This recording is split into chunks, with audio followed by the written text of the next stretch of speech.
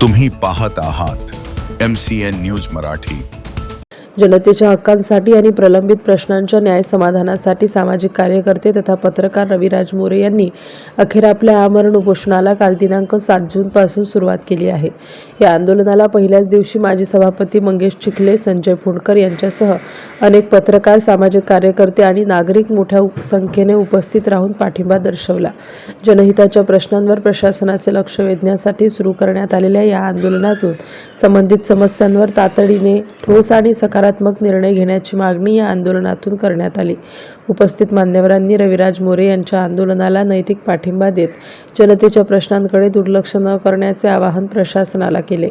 MCN news Marathi करिता प्रभाकर बोरकर, अकोट।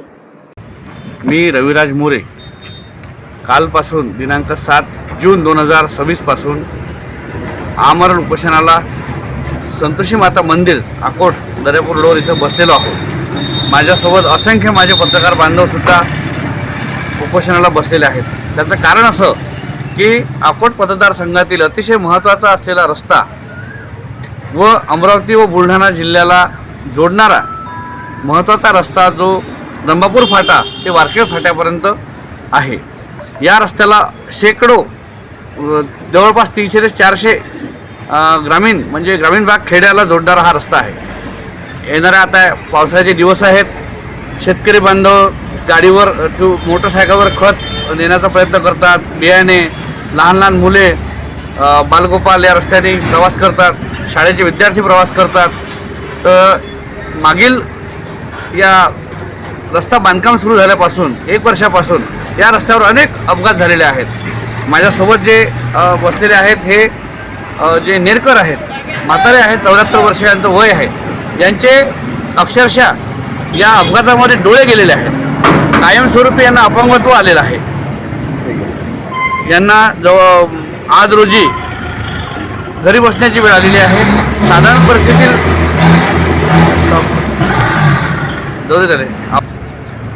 अतिशय बिकट परिस्थितीमधून हा परिवार इथं अकोटमध्ये राहतो।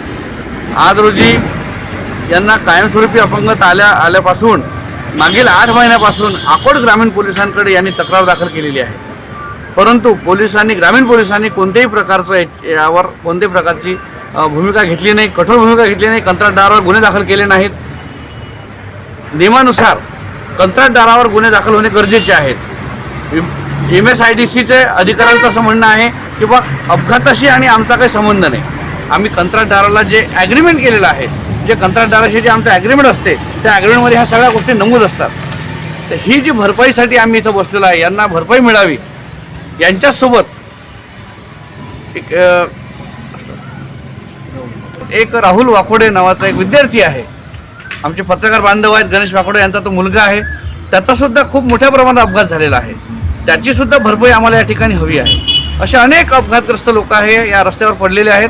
त्यामुळे या संबंधित आम्ही ग्रामीण पोलीस स्टेशनला, अकोट ग्रामीण पोलीस स्टेशनला तक्रारसुद्धा यांनी दिलेली आहे, परंतु कंत्राटदार व ग्रामीण पोलीस यांचा काहीतरी साटेलोटे आहेत, आर्थिक देवाणघेवाण झाली आहे असं आमचं स्पष्ट आरोप आहे। त्यामुळे आता हा न्याय आम्ही कोणाकडे मागावा अशी परिस्थिती इथं निर्माण झालेली आहे। त्यामुळे काल पहिल्याच दिवशी माझ्या उपोषणाच्या पहिल्याच दिवशी MSIDC यांच्याकडून काही 10-12 अधिकारी मला भेटायला आले। त्यांनी मला विनंती केली की उपोषण स्थगित करावं। त्यांनी मला पत्रसुद्धा दिलेलं आहे की तुमच्या सर्व अटी मान्य, परंतु त्या अटीमध्ये एक माझी महत्त्वाची जी अट आहे की या अपघातग्रस्तांना यांची भरपाई मिळावी। कायमस्वरूपी अपंगत्व आलं हे परत आपण करू शकत नाही, पण त्यांची परिस्थिती गरीब आहे। आज यावर्षी त्यांचं शेत पेरणीची त्यांची आज अनेक अडचणींचा त्यांना सामना करावा लागत आहे। त्यामुळे यांना भरपाई द्यावी। काल माझ्याकडे जे आलेले अधिकारी आहेत, अमोल पवार, प्रोजेक्ट मॅनेजर राहुल डुबल, श्रीनिवास राव, विजय अडसुले, नितीन नाकड, नितीन डिके एवढे सगळे अधिकारी या ठिकाणी येऊन गेले।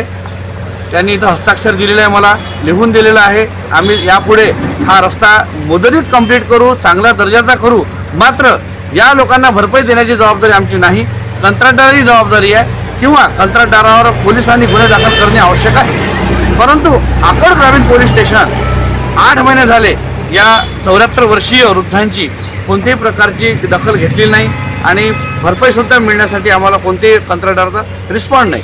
त्यामुळे आमची ठाम मागणी आहे की कंत्राटदार जो मुख्य कंत्राटदार आहे, जो अहमदाबादमध्ये राहतो गुजरातमध्ये, त्याच्यावर गुन्हे दाखल करावे, कठोर गुन्हे दाखल करावे. तात्काळ 326 प्रमाणे कठोर गुन्हे दाखल करून त्याला अटक करावी ही आमची मागणी आहे. अडचणीचा त्यांना सामना करावा लागत आहे. त्यामुळे यांना भरपाई द्यावी.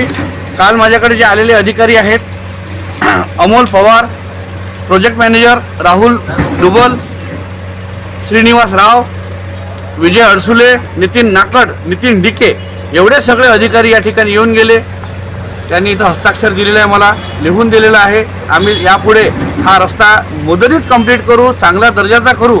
मात्र या लोकांना भरपाई देण्याची जबाबदारी आमची नाही, कंत्राटदाराची जबाबदारी आहे किंवा कंत्राटदारावर पोलिसांनी गुन्हे दाखल करणे आवश्यक आहे. परंतु आकड ग्रामीण पोलीस स्टेशन 8 महिने झाले या 74 वर्षीय वृद्धांची कोणत्याही प्रकारची दखल घेतलेली नाही आणि भरपाईसुद्धा मिळण्यासाठी आम्हाला कोणत्याही कंत्राटदाराचा रिस्पॉन्ड नाही. त्यामुळे आमची ठाम मागणी आहे की कंत्राटदार जो मुख्य कंत्राटदार आहे, जो अहमदाबादमध्ये राहतो गुजरातमध्ये, त्याच्यावर गुन्हे दाखल करावे, कठोर गुन्हे दाखल करावे. तात्काळ 326 प्रमाणे कठोर गुन्हे दाखल करून त्याला अटक करावी ही आमची मागणी आहे. अतिशय बिकट परिस्थितीमधून हा परिवार इथं अकोटमध्ये राहतो. आज रोजी यांना कायमस्वरूपी अपंगत आल्यापासून मागील 8 महिन्यापासून अकोट ग्रामीण पोलिसांकडे यांनी तक्रार दाखल केलेली आहे. परंतु ग्रामीण पोलिसांनी कोणत्याही प्रकारचं यावर कोणत्याही प्रकारची भूमिका घेतली नाही, कठोर भूमिका घेतली नाही. कंत्राटदारावर गुन्हे दाखल केले नाहीत. नियमानुसार कंत्राटदारावर गुन्हे दाखल होणे गरजेचे आहेत. MSIDCचे अधिकाऱ्यांचं असं म्हणणं आहे की बा अपघाताशी आणि आमचा काही संबंध नाही. आम्ही कंत्राटदाराला जे ॲग्रीमेंट केलेलं आहे, जे कंत्राटदाराशी जे आमचं ॲग्रीमेंट असते, त्या ॲग्रीमेंटमध्ये ह्या सगळ्या गोष्टी नमूद असतात. तर ही जी भरपाईसाठी आम्ही इथं बसलेलो आहे, यांना भरपाई मिळावी यांच्यासोबत एक राहुल वाकोडे नावाचा एक विद्यार्थी आहे. आमचे पत्रकार बांधव आहेत, गणेश वाकोडे यांचा तो मुलगा आहे. त्याचासुद्धा खूप मोठ्या प्रमाणात अपघात झालेला आहे. त्याचीसुद्धा भरपाई आम्हाला या ठिकाणी हवी आहे.